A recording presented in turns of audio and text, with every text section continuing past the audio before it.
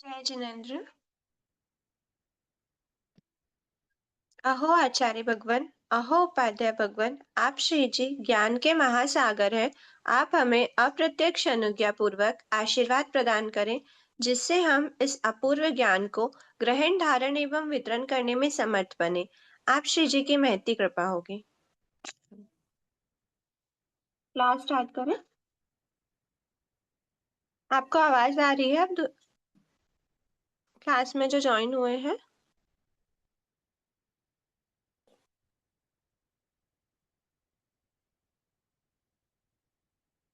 आरजू जी, मेरी आवाज क्लियर है? जी अनुश्री जी।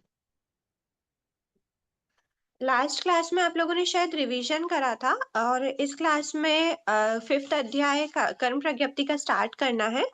तो हम एक बार देख लेते हैं कि फिफ्थ अध्याय में क्या क्या बताया गया था। फिफ्थ अध्याय में हमें कर्म प्रकृति, जो उत्तर प्रकृतियां हैं कर्मों की, जो 8 मूल कर्म है उनकी 148 उत्तर प्रकृति हैं, वो सारी उत्तर प्रकृति किस किस रूप में अपना विपाक देती हैं वो हमें समझना था। अब वो किस किस रूप में देती हैं, मतलब कि उनका जो डेफिनेशंस थी उसमें तो हमने यही समझा था कि वो किस तरह से उदय में आती हैं जीव के, आत्मा के। तो आत्मा के तो उदय में आ रही है, लेकिन उस आत्मा के ऊपर, उस जीव के ऊपर वो किसके माध्यम से वो अपना फल प्रकट करती है। तो मतलब प्रायोरिटी क्या है वो देखना है आपको, किसकी प्रायोरिटी से वो अपना फल प्रकट कर रही हैं। तो इस टाइप के जो विपाक होते हैं, जो उदय में आने के रूप होते हैं, वो 4 प्रकार के होते हैं। पहला होता है पुद्गल विपाकिनी, दूसरा होता है भव विपाक, तीसरा होता है क्षेत्र विपाक और चौथा होता है जीव विपाक। इसका क्या मतलब हुआ कि पुद्गल के माध्यम से जो विपाक होता है उसे पुद्गल विपाक कहते हैं, और वैसी प्रकृतियां पुद्गल विपाकिनी प्रकृतियां होती हैं। इसका अर्थ क्या हुआ कि जो भी पुद्गलों के माध्यम से उसका फल उदय में आ रहा है, प्रकट हो रहा है, इसका मतलब है जो जीव में तो उदय में आ रही है, लेकिन वो किसके माध्यम से आएंगी? पुद्गलों, मतलब पुद्गलों का वहां पे बीच में कोई ना कोई रिलेशन होता है। ठीक है, तो पुद्गलों का रिलेशन, इसका मतलब क्या कि पुद्गल जो भी हमने पढ़े थे कि ये पुद्गल के रूप में औदारिक, पैकरी आदि, जनरली शरीर के पुद्गल के बारे में ही हमने डेफिनेशंस में पढ़ा था कि शरीर के पुद्गलों को इस रूप में परिणत करती है। जो भी पुद्गल है उनको उस रूप में, उस प्रकृति ताकि उदय दे सके, मतलब उस प्रकृति का उदय उस रूप में आता है कि वो उसको कन्वर्ट कर देती है जो पुद्गलों को। वो हमारी जो भी आत्मा की शरीर की हलन चलन आदि जो भी चीजें होंगी उसकी क्रिया में फल दे, मतलब क्रिया के रूप में वो प्रकट होती है। तो ऐसी पुद्गल विपाकिनी प्रकृतियां कौन कौन सी हैं? अब हम इसके एक बार देखते हैं। पुद्गल विपाकिनी, पुद्गल विपाकिनी के बाद आता है भव विपाकिनी, भव विपाक के बाद आता है क्षेत्र और फिर आता है जीव। तो पुद्गल विपाक क्या होता है? पुद्गल मतलब पुद्गलों के माध्यम से जो अपना विपाक दे, वो वो पुद्गलों के माध्यम से जो विपाक होता है उसको पुद्गल विपाक कहते हैं। फिर आता है भव, मतलब उसी भव में जो विपाक दे रहा है। जैसे कि इसकी जो भव विपाकिनी है, मतलब भव विपाकिनी का पहला पॉइंट होता है कि वो उस भव में उदय में आए, मतलब उसी भाव में अपना विपाक दे, फल दे। उसके बाद होता है कि जब तक उस प्रकृति का उदय चलेगा तब तक जीव उस भाव में रहेगा, तब तक जीव उस भाव में रुका रहेगा। अब हम ये रुका रहेगा वाले पॉइंट से क्या निकाल सकते हैं, कौन सी ऐसी प्रकृति थी जिसके कारण से जीव रुका रहता है? तो वो था हमारी 4 आयुष्य। ठीक है, तो 4 आयुष, आयु की जो 4 उत्तर प्रकृति है, नरक आयु, तिर्यंच आयु, मनुष्य आयु और देव आयु। तो ऐसी 4 उत्तर प्रकृति आयुष्य कर्म की वो भव विपाकिनी प्रकृति है। क्यों है? क्योंकि वो सिर्फ उसी भव में अपना फल देती है। नरक भव में नरक आयु ही अपना फल देगी, दूसरी आयुष्य अपना उदय में नहीं आती है उस समय पर। तो वो हो गया भव, भव विपाकिन। अब उसके बाद आता है थर्ड नंबर पे क्षेत्र। क्षेत्र मतलब यहाँ पर क्षेत्र ऐसे समझना कि एक जगह, मतलब जगह की बात करी गई है कॉमन वर्ड्स में बोले तो जगह मतलब क्या कि क्षेत्र विपाकिनी उस क्षेत्र में अपना फल प्रकट कर रही हैं, उस जगह पर अपना फल प्रकट कर रही हैं। तो इसका मतलब क्या हुआ? क्षेत्र मतलब जैसे हमने देखा था टोटल हमारी 148 प्रकृति में से ऐसी कौन सी प्रकृति थी जो एक स्थान रूप में उदय में आ रही थी, मतलब इस जगह पर ये उदय आती है। ऐसी कौन सी प्रकृति थी? अगर आप लोग अनम्यूट कर सकते हो तो प्लीज आंसर दीजिए। चलो अच्छा, जो क्षेत्र में अपना फल देती है, मतलब जगह पर, स्थान पर। तो एक स्थान से दूसरे स्थान पर जाते हुए हम कौन सी प्रकृति का उदय रहता है हमारे? तो वो है हमारी आनुपूर्वी नामकर्म। क्योंकि आनुपूर्वी नामकर्म की डेफिनेशन क्या कहती थी कि जब विग्रह गति में कार्बन शरीर का योग का ओनली यूज रहता है, उस केवल वही योग होता है, उस समय पर कार्बन का योग के समय पर जब जीव एक गति से दूसरी गति में जाता है तो उसके आनुपूर्वी वो श्रेणी के अकॉर्डिंग गति करता है, तो उसके आनुपूर्वी नामकरण का उदय रहता है। तो ये जो क्षेत्र संबंधी जो भी प्रकृति है वो सिर्फ 4 है आनुपूर्वी। आनुपूर्वी नाम कर्म, नाम कर्म की एक उत्तर प्रकृति है। ओके, 4 भेद है ये। नरक आनुपूर्वी, तिर्यंश आनुपूर्वी, मनुष्य आनुपूर्वी और देवानुपूर्वी। तो ये जो 4 आनुपूर्वी नाम कर्म है, ये क्षेत्र विपाकिनी प्रकृतियां होती हैं। ठीक है? उसके बाद आया फर्स्ट पुद्गल है, लास्ट जीव विपाकिनी। इन दोनों को हमने बात नहीं करी। हमने 4 भव विपाकिनी और 4 क्षेत्र विपाकिनी देख ली है। तो 4 + 4 8 तो हो गई हमारी 148 में से। अब बची 140। तो 140 को अगर हम डिवीजन करते हैं तो वो हमको बहुत बड़ा नहीं लगेगा। उसको हम उनके ग्रुप के हिसाब से चलेंगे। तो क्या आया, पुद्गल विपाकिनी आया और जीव। तो जो भी पुद्गलों से रिलेटेड जहां जहां भी डेफिनेशंस आती थी, हमने पूरी डेफिनेशन नामकरण की देखी थी। पुद्गलों से रिलेटेड जो जो भी डेफिनेशन है, मतलब पुद्गल के माध्यम से जो उदय में आ रहा है जो भी प्रकृति, वो पुद्गल विपाकिनी होती है। और उसके अलावा सभी जो डायरेक्ट जीव पर अपना फल देती हैं, वो होती है जीव विपाकिनी। तो अब हम दोनों बचे हुए जितनी भी प्रकृति हैं उनको हम इन दोनों कॉलम में डालेंगे, दोनों सेक्शंस में डिवाइड करेंगे। ठीक है? तो अब सबसे पहले ये ध्यान में देना कि जितने भी पुद्गलों से रिलेटेड हमने डेफिनेशन पढ़ी थी, वो सभी जनरली नामकरण की होती हैं। क्यों? क्योंकि जितना भी पुद्गलों का ग्रहण होना, उसका परिणत होना, उसका उदय में आना, वो सब कुछ नाम कर्म के ही जो उत्तर प्रकृति है वो ही उस रूप में परिणत करती हैं पुद्गलों को। बाकी जो दूसरी प्रकृति है वो डायरेक्ट आत्मा पर ही अपना फल दिखाती हैं। जैसे कि हम स्टार्टिंग से उत्तर प्रकृति 140 में हम ले लेते हैं। सबसे पहले हो गई ज्ञानावर्णी 5। ज्ञानावर्णी 5 ज्ञान गुण पर आवरण करने वाली, जो 5 टाइप के ज्ञान है उस पर आवरण करने वाली, वो डायरेक्ट जीव के ही आवरण होता है। तो वो किसके अंदर आ गई? जीव विपाकिनी। उसके बाद आया दर्शनावर्णी की 9। दर्शनावर्णी की जो 9 प्रकृति है उसमें जो निद्रा पंचक है वो डायरेक्ट आत्मा की चैतन्य की शून्यता है। फिर उसके बाद जो दर्शन गुण पे आवरण करने वाली जो प्रकृतियां हैं, ये सब ही डायरेक्ट जीव पर ही अपना फल दिखाती हैं। तो ये भी क्या हो गई? जीव विपाकिनी। तो 5 ज्ञानावर्णी हो गई, ज्ञानावर्णी की 5 प्रकृति हो गई, दर्शनावर्णी की 9 प्रकृति हो गई।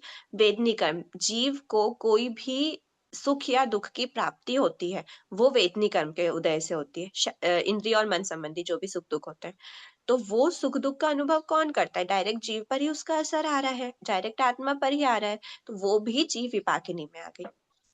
फिर मोहिनी कर्म, मोहिनी कर्म जो आत्मा को, जीव को बेभान कर देता है, जो हित अहित के ज्ञान से शून्य कर देता है, वैसी प्रकृति डायरेक्ट जीव पर अपना विपाक दे रही है, तो वो भी मोहिनी कर्म भी क्या हो गए? जीव विपाकिनी हो गई। उसके बाद कौन सी आती है? ज्ञानावर्णी, दर्शनावर्णी, वेदनी, मोहिनी, आयुष्य। आयुष्य हमने देख ली थी। आयुष्य कौन सी प्रकृति है? 4 आयुष्य की उत्तर प्रकृति कौन सी है? भविपाकिनी है। फिर आता है आयुष्य, फिर नामकर्म। नामकर्म को हम एक बार साइड में रखते हैं। गोत्र कर्म, गोत्र कर्म उच्च या नीच कहलाए जाने योग्य होता है, या फिर उच्च नीच के जो भी अ, मतलब ऊंच या नीच कहलाए जाने योग्य है, या जाति कुल आदि ऊंच या नीच प्राप्ति होती है, ये किसकी प्राप्ति होती है? डायरेक्ट जीव के ही प्राप्त होता है। डायरेक्ट जीव पर ही उसका उदय होता है। जीव ही उच्च या नीच कहलाए जाने योग्य होता है। तो ये जो उच्च या नीच गोत्र है, ये भी डायरेक्ट जीव पे ही अपना फल प्रकट करती है। तो ये भी जीव विपाक हो गई। अब उसके बाद बची हमारी अंतराय। अंतराय कर्म भी हमारे दान लाभ आदि संबंधी जो भी अंतराय होती है, इसमें भी पुद्गलों का कोई खेल नहीं है। ये भी हम डायरेक्ट जीव पर ही उत्पन्न उदय में आती है, जीव को ही इन सब चीजों में बाधा पहुंचाती है। ठीक है? तो हमने क्या देखा 8 कर्मों में? जो हमने देखा है अभी जो ज्वाइन हुए, प्लीज म्यूट हो जाइए ना।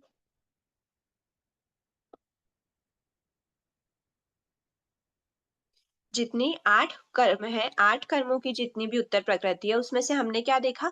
8 148 में से 8 हमने माइनस कर दी थी, 4+4 भविपाकिनी और क्षेत्र विपाकिनी, बची 140।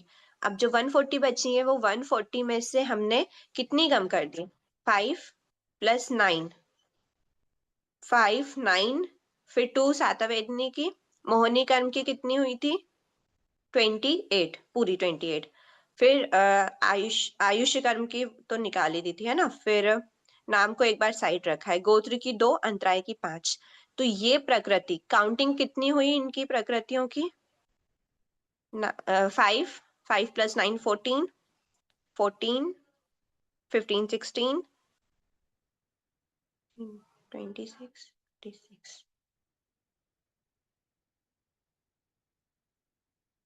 4 45 46 51 51 प्रकृति अभी हमने देखी है नाम कर्म को एक तरफ रख के। एक मिनट, 51 52 54 55, ठीक है, 55 प्रकृति 51 ही होती है। और 55 प्रकृति देखी, और 55 के अलावा हमने आनुपूर्वी नामकर्म, मतलब नामकर्म की जो 93 थी उसमें से भी आनुपूर्वी नामकर्म 4 और माइनस कर दो, मतलब 55 और 59, 59 प्रकृति हमने एक बार देख ली है। ठीक है, 59 प्रकृतियां आपको वापस से ध्यान में आ गई सबको, 59 प्रकृति कौन सी थी,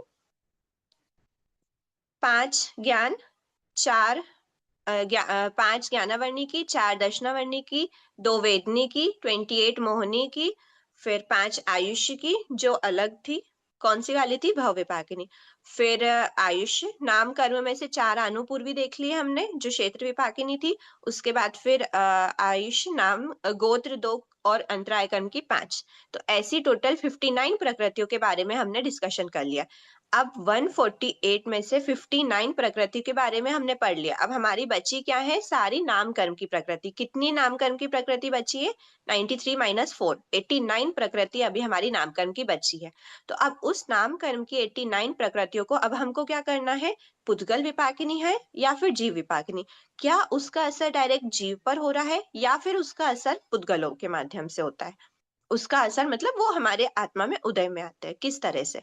ठीक है, तो अब एक बार हम आपके सामने पीडीएफ चलाते जाएं तो ज्यादा बेटर होगा ना शायद।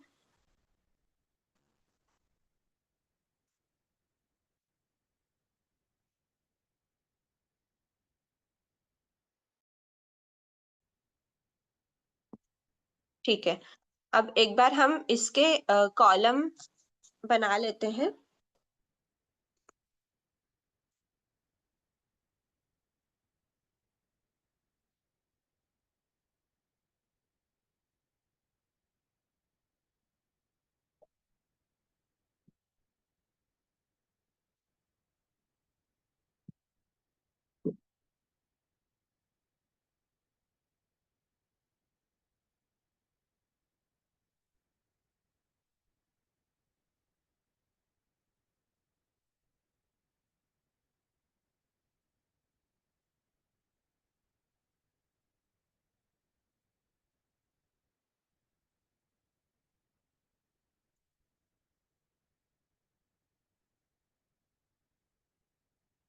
आप सभी को बोर्ड क्लियर है, पुद्गल विपाकिनी और जीव विपाकिनी। अब हम इन दोनों में सारी जितनी भी नाम कर्म की बची हुई 89 प्रकृति हैं उनको हम डिवाइड करेंगे। ठीक है, सबसे पहले प्रकृति क्या आती है, गति। गति चतुर्दशक में सबसे पहले आती है गति नामकरण। ठीक है, तो गति में हम देखते हैं सबसे पहले आती है गति 4। तो गति का अर्थ क्या होता है, जो भी गति है, गति नामकर्म डायरेक्ट जीव पर ही अपना उदय, मतलब जीव उस गति का अनुभव करता है, उस गति को प्राप्त करता है, तो वो डायरेक्ट जीव पर ही अपना फल दिखाती है। तो गति 4 को हमने डाल दिया जीव में। ठीक है, नेक्स्ट है गति शरीर। शरीर 5, शरीर की डेफिनेशन क्या कहती थी कि जो भी शरीर है, शरीर के औदारिक वैक्रिया आदि के पुद्गलों को जीव ग्रहण करता है, उनको शरीर रूप में परिणत करता है, औदारिक शरीर के पुद्गल को ग्रहण करके औदारिक शरीर के रूप में परिणत करता है। तो ये भी पुद्गल विपाकिनी प्रकृति, मतलब ये पुद्गलों का ग्रहण हो रहा होता है, यहाँ पर पुद्गलों का लेना देना है। तो इसको हम शरीर 5 को किस में रखेंगे, पुद्गल विपाकिनी में। ठीक है, फिर आए शरीर अंगोपांग। शरीर अंगोपांग, शरीर अंगोपांग पुद्गलों से रिलेटेड है। ठीक है, उसके बाद आता है शरीर बंधन, शरीर सहनन। अभी हम इसको एक बार साइड में रखते हैं, शरीर बंधन और शरीर संघातन को।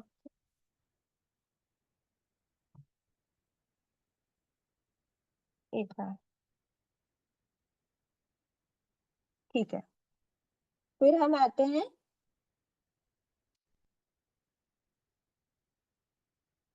सहनन नामकरण पर।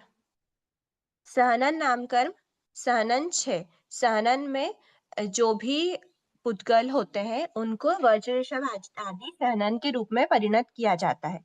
तो सहनन 6 भी क्या हो जाएंगी, हमारी पुद्गल विपाकिनी। उसके बाद जो संस्थान है, संस्थान को भी सम चतुरस्र आदि के रूप में परिणत किया जाता है। कौन से पुद्गलों को, सहनन में हम औदारिक पुद्गलों की बातें कर, औदारिक शरीर के पुद्गलों की बात करते हैं, और जो संस्थान नामकरण है उसमें औदारिक वैक्रिय आहारक तीनों के पुद्गलों को करते हैं। तो संस्थान 6 भी क्या हो गई, पुद्गल से रिलेटेड हो गई। ठीक है, फिर आते हैं सहनन 6, संस्थान 6। अब वर्ण चतुष्क। तो वर्ण चतुष्क में भी जो वर्ण है, वर्ण गंध रस स्पर्श के जो 4 पुद्गल, जो भी पुद्गल होते हैं उनको काला नीला आदि वर्ण के रूप में परिणत किया जाता है। तो वर्ण चतुष्क भी किस में आ गई, हमारे पुद्गल विपाकिनी में। नेक्स्ट, पुद्गल विपाकिनी में और क्या, वर्ण चतुष्क के बाद यहाँ पे सब हो गया ना, सहनन संस्थान वर्ण चौक। फिर विहायोगति नामकरण, आनुपूर्वी की बात हमने कर ही ली है। विहायोगति नामकर्म, विहायोगति जो नामकर्म है वो जीव के हलन चलन आदि के लिए रेस्पॉन्सिबल होता है। तो जो विहायोगति नामकर्म है वो डायरेक्ट जीव पर अपना विपाक देता है। तो विहायोगति कितनी होती है, 2। तो ये भी जीव विपाकिनी में आ गई।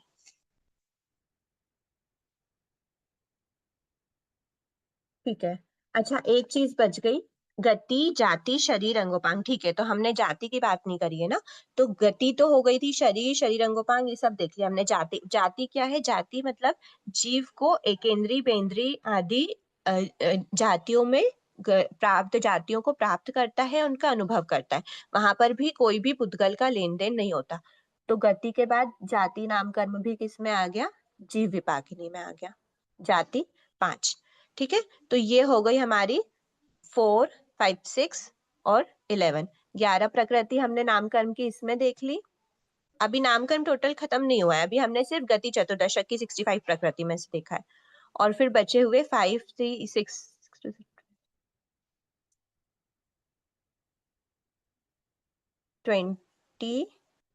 24 प्रकृति, ये उद्गल विपाकिनी हो गई। ठीक है, अब उसके बाद हम देखते हैं पराघात अष्टक में से।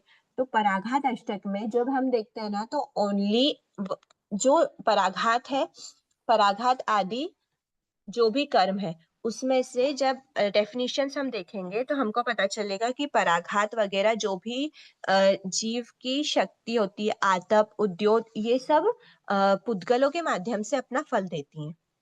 पराघात अष्टक में सिर्फ और सिर्फ उच्छ्वास नाम कर्म और तीर्थंकर नाम कर्म, ये 2 ऐसे होते हैं जो डायरेक्ट जीव पर ही अपना फल प्रकट करते हैं। इसको एक्सप्लेनेशन हम आगे देखते हैं कि ये क्यों। बाकी उसके बाद जो शेष बचे पराघात आदि 6, पराघात अष्टक में से 6 कौन कौन से, पराघात, आतप, उद्योत, अगुरु लघु, निर्माण और उपघात, ये सभी पुद्गलों के माध्यम से अपना फल प्रकट करते हैं। इनकी सभी की एक एक डिटेल हम सारे शरीर के औदारिक वैक्रिय आहारक 6 संस्थान 6 सहनन सबकी हम डिटेल अभी देखते हैं। एक बार हम अब कॉलम बना रहे हैं। ठीक है, नेक्स्ट आया त्रस दशक और स्थावर दशक।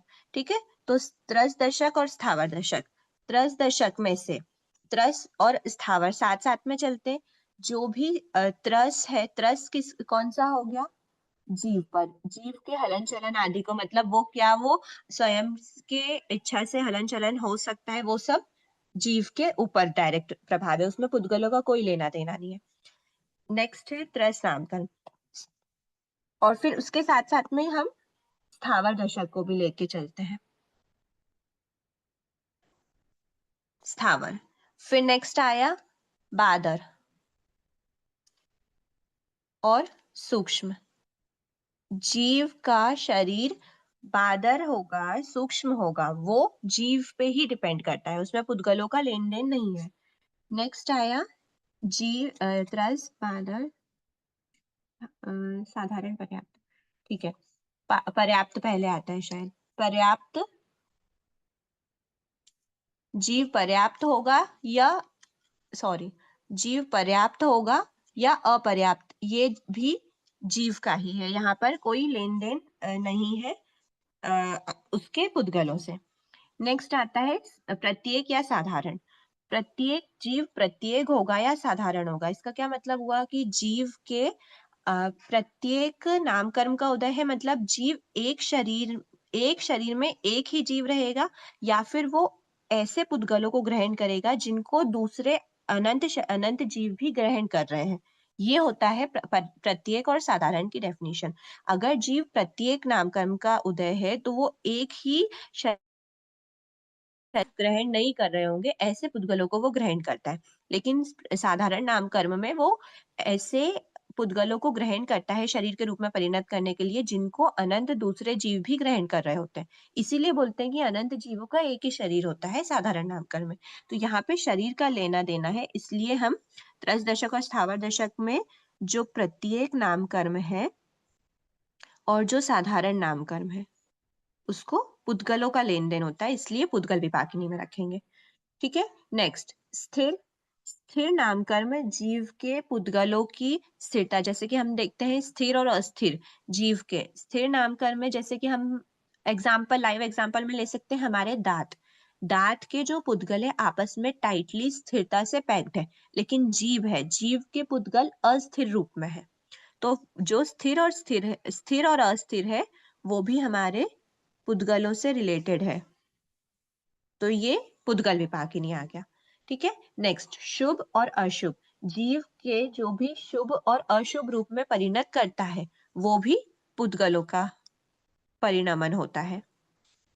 जीव के शरीर के जो भी रचनाएं आदि रहती है वो पुद्गल शुभ रूप में है अशुभ रूप में है, वो पुद्गलों का रिलेशन है, इसलिए इसको भी हमने पुद्गल विपाकिनी में रखा।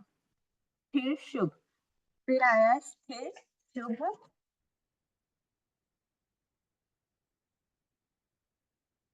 सुस्वर। अब सुस्वर, यहाँ पर जो सुस्वर और दुस्वर है ना वो पुद्गलों का लेन देन नहीं है, क्योंकि यहाँ पे शरीर के पुद्गलों की बात करी जाती है पुद्गल विपाकिनी में।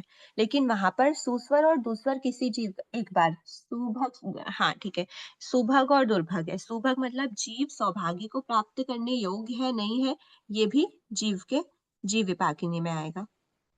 सुभग और दुर्भग।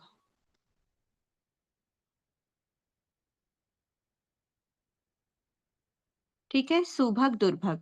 उसके बाद आया सुस्वर दुस्वर, ये भी जीव के डायरेक्ट उदय में आता है।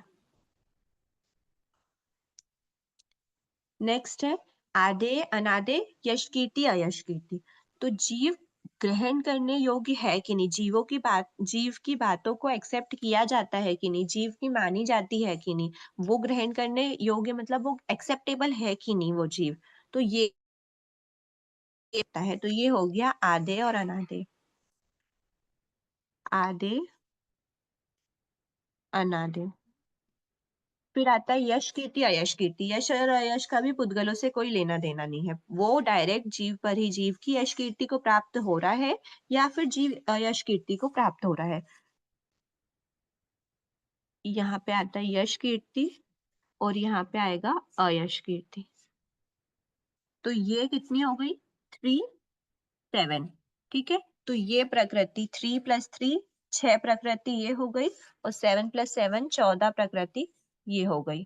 2 11 24 और ये 6। तो अब हम यहाँ पे देखें कि जो पुद्गल विपाकिनी प्रकृति है, पुद्गल विपाकिनी टोटल कितनी हो गई, 24 + 6 + 6। पुद्गल विपाकिनी 36 प्रकृति हो गई नामकर्म की, और जीव विपाकिनी नामकर्म की कितनी हुई, 14 15 16 27। 27 प्रकृति जीव विपाकिनी हो गई सिर्फ नाम कर्म की। ठीक है, 36 + 27 89 प्रकृति। एक बार,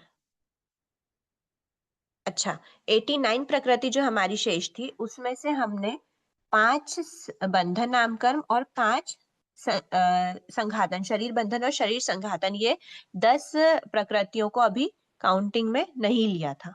तो वो क्योंकि उनका बंध और वर्ण जो है, वर्ण चतुष्क, मतलब यहाँ पर हम टोटल नाम कर्म की 93 प्रकृतियों में से, मतलब जो टोटल 148 प्रकृति है हमारी, उन 148 की जगह हम 120 प्रकृति जो बंध योग्य होती है उनकी बात हम करते हैं।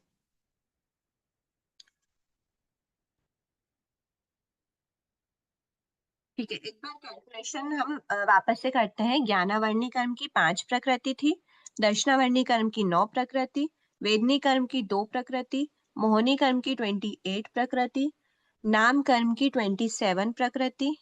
ठीक है, 27 अभी हमने निकाली है जीव विपाकनी में। गोत्र कर्म की 2 प्रकृति और अंतराय कर्म की 5 प्रकृति। ये हो गई टोटल 5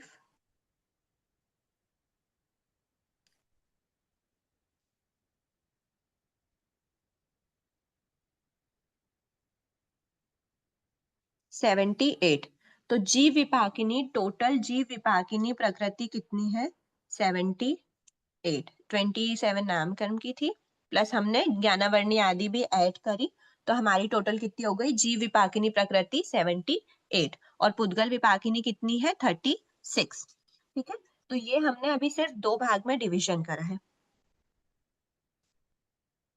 अब हम देखते हैं कि जो पुद्गल विपाकिनी शरीर 5, शरीर बंधन, सॉरी, शरीर अंगोपांग 5, सहनन 6, अब हम इसमें एक डिवीजन और देखते हैं। जो शरीर 5 है, शरीर 5 शरीर है, पांचों में औदारिक, वैकरी, आहारक, तेजस, कार्बन, ये 5 शरीर में सबका अपना अपना जो भी औदारिक पुद्गलों को ग्रहण करेगी वो कौन सी प्रकृति? औदारिक शरीर नाम कर्म हो जाएगी। फिर औदारिक अंगोपांग नाम कर्म का भी रिलेशन औदारिक शरीर से ही होगा। सहनन नाम कर्म का रिलेशन भी औदारिक शरीर से ही होता है। संस्थान नाम कर्म का औदारिक, वैकरी और आहारक से होता है। ठीक है, यहाँ पर ऑल 5 होंगे, लेकिन यहाँ पर 3 होंगे, औदारिक, वैकरी, आहारक। सिमिलरली यहाँ पर 3 होंगे, औदारिक, वैकरी, आहारक। वर्ण चतुष्क का औदारिक, वैकरी, आहारक, तेजस, कार्बन सभी से होगा। इस तरह से हम अलग अलग कौन से शरीर का, कौन से मतलब पुद्गलों का शरीर का लेना, शरीर का ग्रहण करना और परिणमन हो रहा है, तो वो किस रूप में है, मतलब कौन कौन से शरीर का वहां पर यूज किया जा रहा है, वो हम देखते हैं एक बार। उसके पहले हम ये देख लें कि ये जो पुद्गल विपाकिनी हमने ली है, 5 प्रकृति, 3 प्रकृति, टोटल जो 36 प्रकृति है, वो 36 प्रकृति को हमने पुद्गल विपाकिनी के अंदर ही क्यों लिया है? अब हम इसको खोल लेते हैं।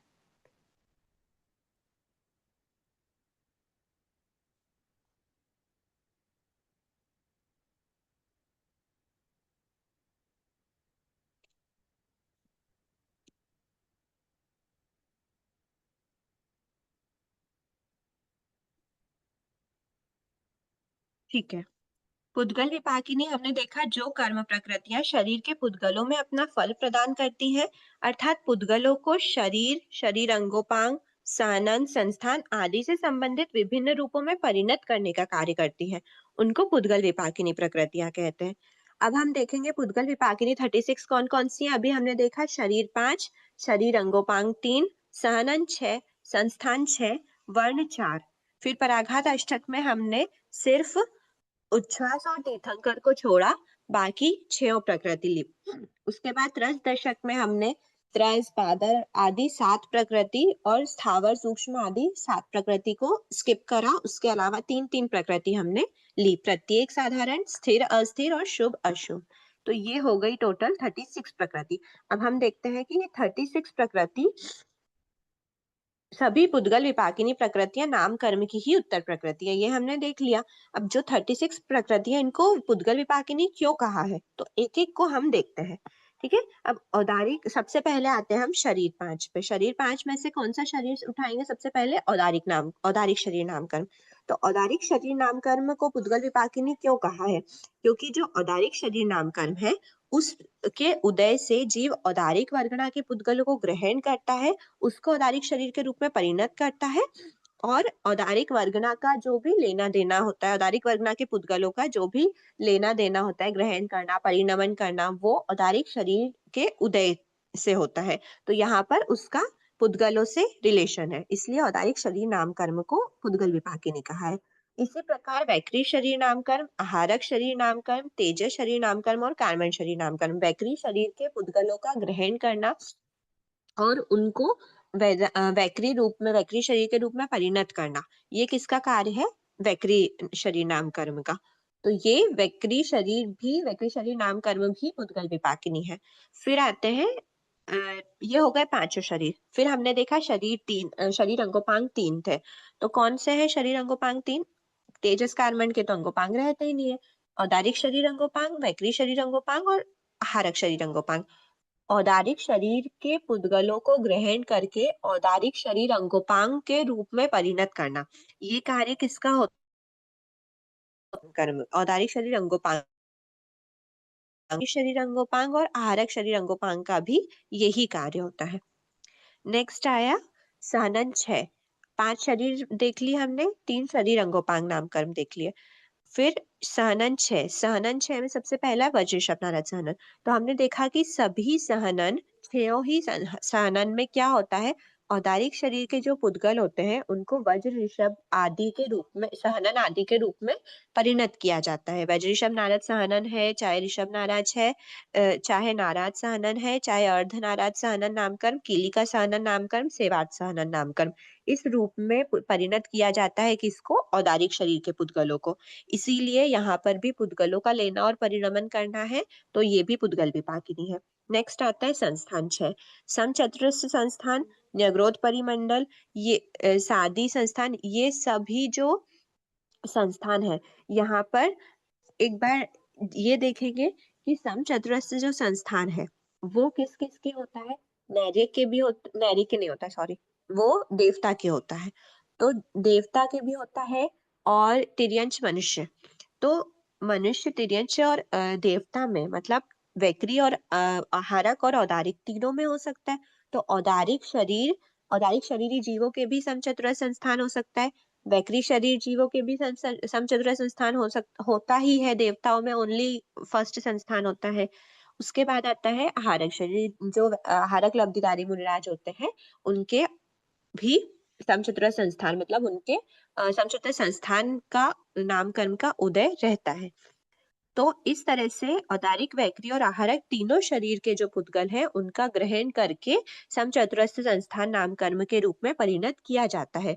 तो ये जो छह संस्थान है, ये संस्थान, छहों ही संस्थान पुद्गलों का लेना और परिणमन करना है। लेकिन सबसे पहले हम समचतुर संस्थान की बात करते हैं। इसमें तीनों शरीर के पुद्गलों को लिया जाता है, ग्रहण किया जाता है और उनको समचतुरस्र के रूप में परिणत किया जाता है। लेकिन जब हम बात करते हैं न्यग्रोध परिमंडल की, सादी संस्थान की, कुब्ज संस्थान की और वामन संस्थान, मतलब मिडिल फोर के जो संस्थान है वो सिर्फ और सिर्फ औदारिक शरीरी जीवों के होते हैं। उसमें सिर्फ और सिर्फ औदारिक शरीर के पुद्गलों का ही ग्रहण करके इन रूप में परिणत किया जाता है। क्यों? क्योंकि देवता के समचतुर संस्थान ही होता है ओनली। तो वैक्री शरीर का तो लेना देना है ही नहीं। और नैर्यक बचे तो नैर्यक का क्या होगा? नैर्यक का हुंड संस्थान नामकरण, कंपलसरी सबसे अशुभ संस्थान उनको मिलता है, और देवताओं को कंपलसरी सबसे शुभ संस्थान मिलता है। इसीलिए वैक्री वाला जो परिणमन होता है, वैक्री के पुद्गल को ग्रहण करके वैक्री के पुद्गलों को इस रूप में परिणत करते हैं। कब करते हैं? जब नैर्यक या देवता की बात आती है। तो नैर्यक देवता के पास कौन कौन से संस्थान होते हैं? देवता के पास टॉप मोस्ट होता है और नैर्यक के पास सबसे लोएस्ट होता है। तो फर्स्ट और लास्ट वाला जो संस्थान है उसमें वैक्री की भी बात करते हैं और औदारिक की भी औदारिक की तो हम छहों में बात करेंगे, क्योंकि मनुष्य और तिर्यंच के तो छहों संस्थान होते हैं। लेकिन औदारिक के अलावा वैक्री में सिर्फ फर्स्ट और लास्ट संस्थान की बात करेंगे। फिर आई आहार आहारक शरीर की। तो आहारक शरीर के जो 14 पूर्वधारी मुनिराज होते हैं, उनका कभी भी हुंड संस्थान नहीं होगा, उनको बेस्ट संस्थान मिलता है। जब भी इतनी बड़ी आहारक लब्धि के वो धारक होते हैं, तो उनके पास सबसे बेस्ट संस्थान ही होता है। तो इसलिए कहा है कि जो औदारिक शरीर आहारक शरीरी है, आहारक शरीरी जीव है, वो आहारक शरीर का ग्रहण करना और परिणमन करना सिर्फ समचतुर संस्थान के रूप में ही करता है। तो फर्स्ट यहाँ पे आप एक चीज नोट करोगे, समचतुर संस्थान में क्या कहा गया है? औदारिक वैकरी आहारक के पुद्गल को समचतुर संस्थान के रूप में परिणत करता है। लेकिन न्यग्रोध परिमंडल आदि जो बीच के हैं, उसमें सिर्फ औदारिक शरीर के पुद्गलों को न्यग्रोध परिमंडल आदि के रूप में परिणत करता है। और लास्ट हुंड संस्थान के लिए लिखा है कि औदारिक वैकरी शरीर के पुद्गल को हुंड संस्थान के रूप में परिणत करता है। ठीक है, ये हो गया हमारा छो संस्थान की बात। अब यहाँ पे है छो ही पुद्गल विपाकिनी, लेकिन कौन कौन से पुद्गल का ग्रहण और परिणमन है? जिस शरीर में वो संस्थान पाया जाता है, वो जैसे मैं हूं अभी एट प्रेजेंट, मुझे अगर मेरे जैसे हमने बताया था कि भारत क्षेत्र में हुंड संस्थान और ये सेवार्थ सानन का ही उदय रहता है वर्तमान भारत क्षेत्र में मनुष्य के। तो अब मुझे अगर मेरा किसका ग्रहण चल रहा है अभी? औदारिक शरीर का। मुझे अगर हुंड संस्थान में परिणमन करना है, तो मैं कौन से पुद्गल को ग्रहण करूंगी? क्योंकि मेरा औदारिक शरीर है, तो मैं औदारिक शरीर के पुद्गल को ही ग्रहण करूंगी। इसी प्रकार से जो नरक के जीव होते हैं, उनका वैकरी शरीर होता है, तो वे वैकरी के पुद्गलों को ही ग्रहण करते हैं और उसको हुंड संस्थान के रूप में परिणत करते हैं। तो इसीलिए औदारिक वैकरी हुंड संस्थान के लिए कहा गया है, परिणमन पुद्गलों का सब हो रहा है, इसलिए छह ही संस्थान पुद्गल विपाकिनी है। ठीक है, फिर आते हैं वर्ण। वर्ण गंध रस स्पर्श। तो वर्ण गंध रस स्पर्श को हमने क्या देखा? औदारिक वैकरी आहारक। क्योंकि तेजस और कार्बन को हम पुद्गलों का परिणमन उनमें नहीं मानते। तेजस और कार्बन शरीर जो होते हैं, वो बाहरी रूप से देखे नहीं जा सकते।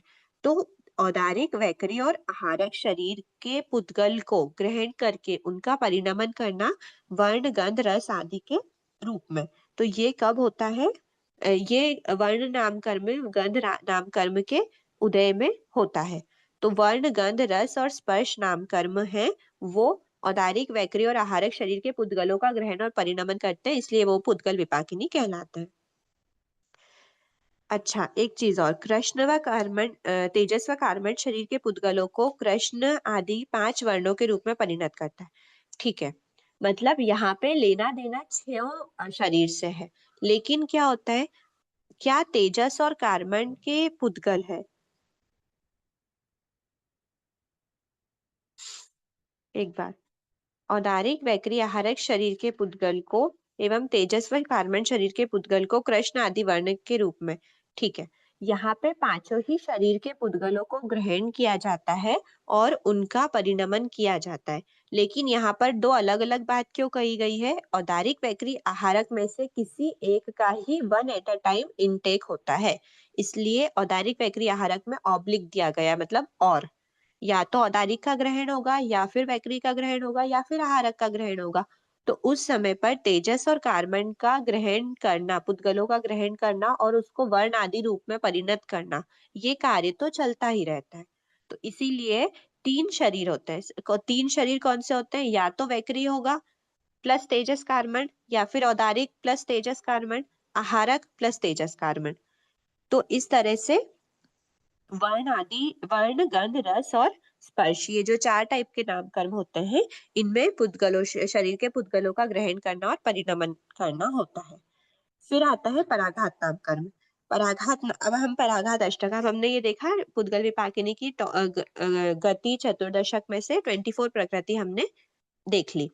शरीर 5, शरीर अंगोपांग 3, सहनन 6, संस्थान 6 और वर्ण चतुष्क। फिर आते हैं हम पराघात अष्टक। पराघात अष्टक में 6 प्रकृति ली थी, उच्छ्वास और तीर्थंकर नाम कर्म को छोड़कर। पराघात नाम कर्म सबसे पहला है। तो जो भी पराघात नाम कर्म है ना, उस प्रकृति के उदय से जीव औदारिक वैकरी आहारक, यहाँ पर भी तीन शरीर की बात करी गई है, तीन में से कोई भी एक शरीर का उदय होता है। औदारिक वैकरी आहारक इन तीनों में से कोई भी एक शरीर का, जो भी उसका शरीर है एट प्रेजेंट, उसी के वो पुद्गल ग्रहण करेगा। और जब उन पुद्गलों को ग्रहण करता है तो उसको परिणमन करेगा। तो किसके रूप में परिणमन करेगा? पराघात रूप में। पराघात मतलब पर आघात, दूसरों के जीव को घात करता है, वो दूसरों का घात करता है, लेकिन किस लिए? स्वयं की रक्षा के लिए। तो स्वयं की रक्षा का सामर्थ्य उत्पन्न होता है और दूसरों के घात करने का सामर्थ्य होता है। सामर्थ्य मतलब ऐसे जरूरी नहीं है कि वो उसी समय पर उसका घात करे, बस ऐसा रहना चाहिए कि उसके अंदर वो सामर्थ्य है कि सामने वाले का घात करता है, कब? स्वयं की रक्षा के लिए। वो होता है पराघात नाम कर्म। तो वैसे पुद्गलों का परिणमन होता है किसके उदय से? पराघात नाम कर्म के उदय से। इसीलिए उसको पुद्गल विपाकिनी में रखा गया है। नेक्स्ट आता है आतप नाम कर्म। ठीक है। आतप नाम कर्म में जीव सिर्फ औदारिक शरीर, आतप और उद्योत जो होता है, आतप ओनली एकेंद्रीय का होता है और उद्योत ओनली तिर्यंश का होता है। तो तिर्यंश के अंदर इसका उदय होता है और आतप में ओनली एकेंद्रीय के अंदर। तो एकेंद्रीय और तिर्यंश के पास कौन सा शरीर होता है? एकेंद्रीय जीवों के तो सिर्फ और सिर्फ औदारिक शरीर होता है, लेकिन जो उद्योत नाम कर्म है, उद्योत नाम कर्म में औदारिक, वैकरी, आहारक तीनों जीवों में इसका, एक बार ठीक है, उद्योत नाम कर्म का उदय देवता के भी हो सकता है, देवता के शरीर की कांति भी रहती है। तो औदारिक, वैकरी, आहारक तीनों शरीर के पुद्गलों को परिणमन करता है उद्योत में, और आतप में सिर्फ औदारिक शरीर के पुद्गलों को ही परिणमन करता है। वे पुद्गल अब ऐसे आतप और उद्योत की डेफिनेशन क्या पढ़ी थी हमने? आतप नाम कर्म में वे पुद्गल स्वयं उष्ण नहीं होते, लेकिन उष्ण प्रकाश करते हैं। और उद्योत में क्या कहा था कि वो पुद्गल स्वयं उष्ण नहीं है, पर उष्ण प्रकाश भी नहीं करते, मतलब ठंडे पुद्गल है और ठंडा ही प्रकाश करते हैं। आतप नाम कर्म में ठंडे पुद्गल हैं लेकिन उष्ण प्रकाश करते हैं। तो आतप और उद्योत ये दोनों में पुद्गलों का परिणमन होता है। नेक्स्ट आया अगुरु लघु नाम कर्म। अगुरु लघु में औदारिक, वैकरी, आहारक तीनों शरीर के पुद्गलों को और तेजस और कार्बन के पुद्गलों को भी अगुरु लघु रूप में, मतलब जिसमें शरीर का हल्कापन या भारीपन महसूस नहीं होता, ऐसा अगुरु लघु रूप में परिणत करते हैं। किससे? औदारिक नाम कर्म के उदय से। फिर आता है निर्माण नाम कर्म। निर्माण नाम कर्म में भी औदारिक, वैकरी, आहारक में से कोई एक शरीर प्लस तेजस कार्बन, इनके पुद्गलों को निर्माण नाम कर्म, मतलब हमारे जो शरीर के जो भी पुद्गल जहां पर होने चाहिए वैसा निर्माण करने के जो जिसको कार्य दिया गया है वो है निर्माण नाम कर्म। ठीक है। यथोचित रूप से कि किस किस जगह पर पुद्गल का अ, रखना चाहिए जिस वजह से उस शरीर के उस अंग का निर्माण हो सके। फिर आता है उपघात नाम कर्म। उपघात नाम कर्म में औदारिक, वैकरी, आहारक के पुद्गलों को स्व शरीर के लिए घातक रूप में, स्वयं के लिए ही घातक हो जाता है, ऐसा जो परिणमन होता है शरीर के पुद्गलों का वो उपघात नाम कर्म के लिए होता है, जो पुद्गल विपाकिनी प्रकृति है। नेक्स्ट आता है, अब हम त्रस दशक और स्थावर दशक में प्रवेश करते हैं। पराघात 6 में हमने उच्छ्वास और तीर्थंकर को अभी साइड में रखा है क्योंकि वो डायरेक्ट ही जीव में अपना जीव के श्वास पर्याप्ति से, श्वासोच्छ्वास पर्याप्ति से पूर्ण होने पर वो श्वासोच्छ्वास नामकरण का उदय जीव में डायरेक्ट करेगा। और जो भी तीर्थंकर नामकर्म है वो डायरेक्ट जो भी तीर्थंकर नामकर्म का बंधक जीव होता है सिर्फ उसी के ही उदय में आती है। तो ये भी शरीर का पुद्गलों का कोई लेन देन नहीं है। नेक्स्ट आते हैं प्रत्येक नामकर्म। प्रत्येक और साधारण, स्थिर और अस्थिर, शुभ और अशुभ, ये जो त्रस दशक में से हमने त्रस दशक और स्थावर दशक की 6 प्रकृतियां ली थी उसको देखते हैं। प्रत्येक नाम कर्म मतलब वो जो जीव है वो उसी शरीर को ग्रहण करेगा, उसी शरीर के पुद्गल को ग्रहण करेगा जिसको दूसरे नहीं कर रहे हो, वो उसका एक अकेला शरीर होता है, वो होता है प्रत्येक नाम कर्म। तो औदारिक, वैकरी, आहारक तीनों में ये रहता है क्योंकि देवता का भी एक शरीर ही होता है एक जीव में, नैरेक का भी एक जीव में एक ही शरीर, मतलब एक शरीर में एक ही जीव होता है। तो औदारिक, वैकरी, आहारक शरीर के पुद्गलों को परिणमन करता है कि उसको दूसरे ग्रहण ना कर रहे हो, इस टाइप का। तो वो हो गया प्रत्येक नाम कर्म। नेक्स्ट है स्थिर नाम कर्म। स्थिर नाम कर्म में औदारिक, वैकरी, आहारक प्लस तेजस कार्बन, तेजस कार्बन शरीर के पुद्गल का भी यहाँ पर परिणमन होता है। तो अब हम इसमें एक बार ना वो ठीक है वो आगे आ रहा है। तो औदारिक वैक्री आहारक प्लस तेजस कार्बन, औदारिक वैक्री आहारक में तीन में से कोई एक शरीर का जो भी उसका शरीर होगा उसके पुद्गल का ग्रहण प्लस तेजस कार्बन के शरीर का जो ग्रहण होता है उसको स्थिर नामकरण, उसको इस रूप में परिणत करता है कि वो स्थिर रहे, स्थिर अवस्था को प्राप्त हो, वो हो गया स्थिर नामकरण। नेक्स्ट आया शुभ नामकरण, अस्थिर नामकरण, अशुभ नामकरण। तो जैसे हमने एक बार प्रत्येक, स्थिर और शुभ ये तीन प्रकृति ली थी त्रस दशक की, और हमने ली थी साधारण, अस्थिर और अशुभ। तो स्थिर, अस्थिर, शुभ, अशुभ का तो एक साथ है, जैसा औदारिक वैक्री आहारक तीनों प्लस तेजस कार्बन, तीनों शरीर में से एक प्लस तेजस कार्बन, ये पांचों शरीर के पुद्गलों को स्थिर, अस्थिर, शुभ, अशुभ के रूप में परिणत करना। ठीक है, लेकिन प्रत्येक और साधारण में डिफरेंस आ जाता है।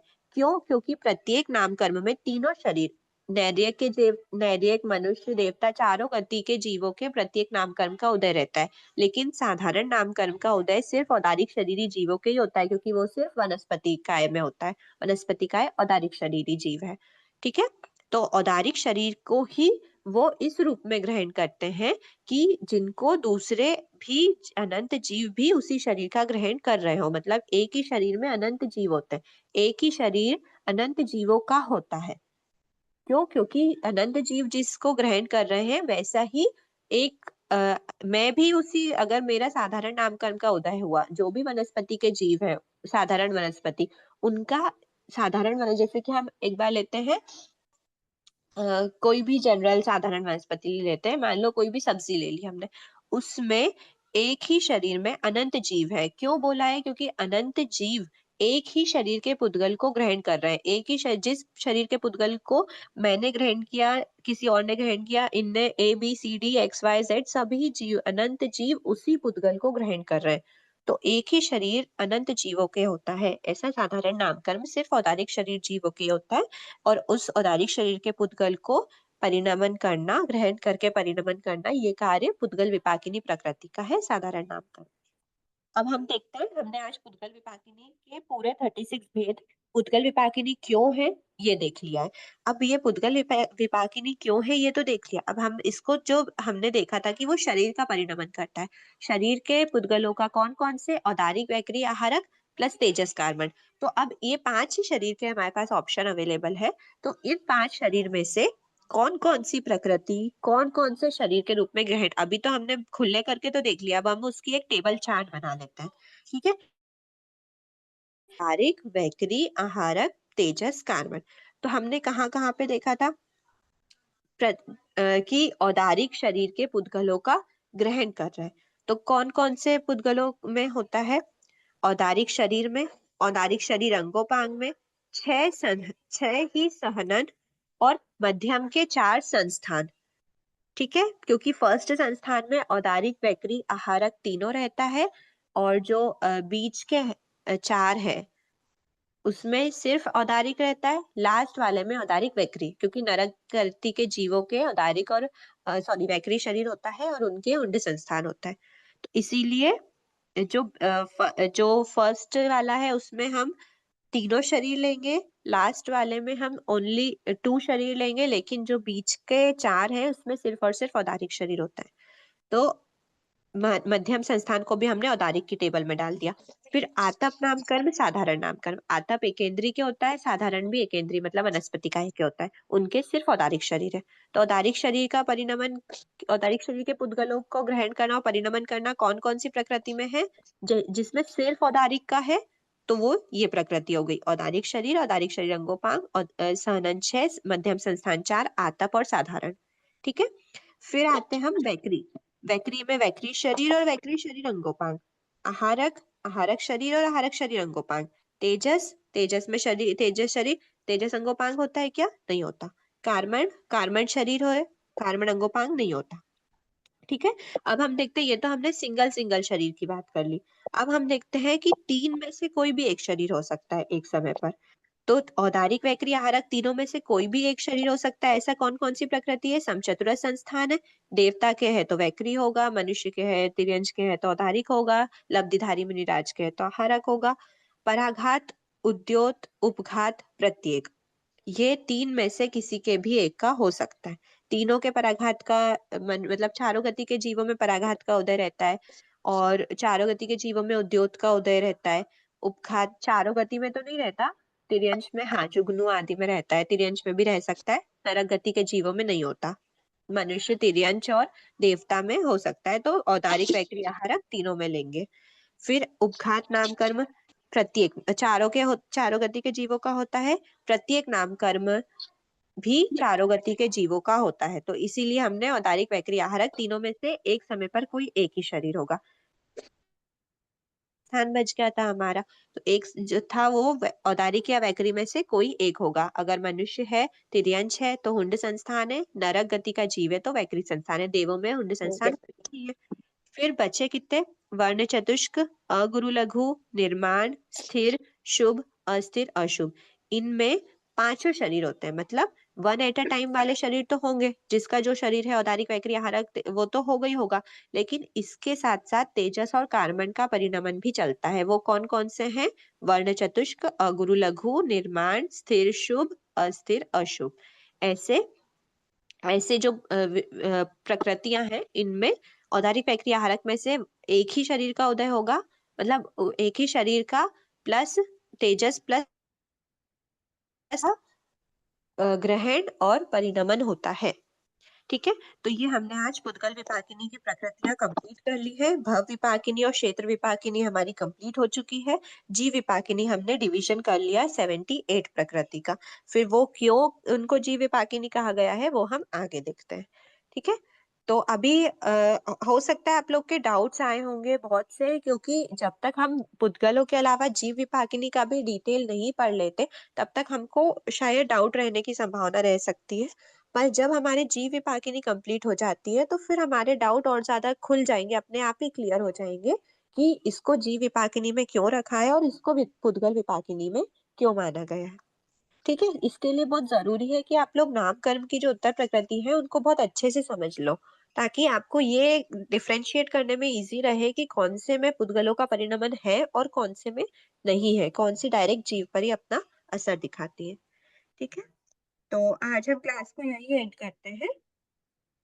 अहो आचार्य भगवन, अहो उपाध्याय भगवन, जी ज्ञान के महासागर है आप। अहो आचार्य भगवान, अहो उपाध्याय भगवान, आपकी कृपा से जो ज्ञान हमने सीखा है, वह ज्ञान हमारे भीतर विनय की अभिवृद्धि करे, सहनशीलता का विकास करे, हम निष्प्रही बने, अनासक्त बने, पांचों इंद्रियों पर विजय प्राप्त करे, शीघ्र ही परम अवस्था मोक्ष अवस्था को प्राप्त करे। हमसे हुई अविनय साधना के लिए क्षमा करे। आप सभी से भी क्षमा याचना। सादर जय जिनेन्द्र। जय श्री